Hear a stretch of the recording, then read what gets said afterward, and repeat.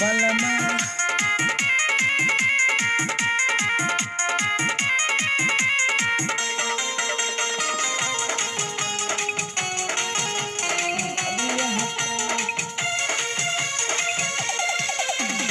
बलमा रंग लगैले बा हमार शरीरिया पर बलमा के कैसे अरे बलमा के कैसे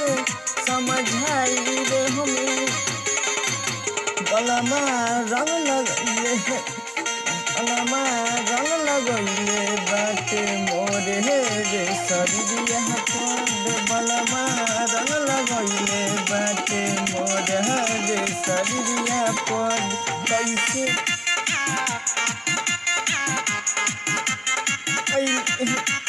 बलमा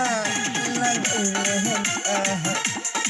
रे शरीरिया पर बलमा के न जाने हमें होश न ठिकाना रहे पीछे होलिया में पीछे गाड़ी लेके खड़ा रहे अरे कैसे कैसे कहिए समा के ऐसे होलिया में कितना अरे पी के धाई के बलमा बलमा मोर रंग से रंग लगा देले बलमा मोर पिया रंग हम लगा देले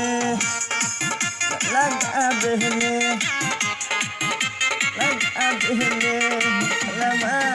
लगा देले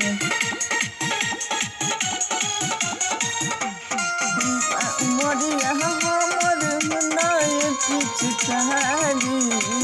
कहले के रंगवा खेले बिना जाय न देव हम निक बात कहले होलिया में मनावले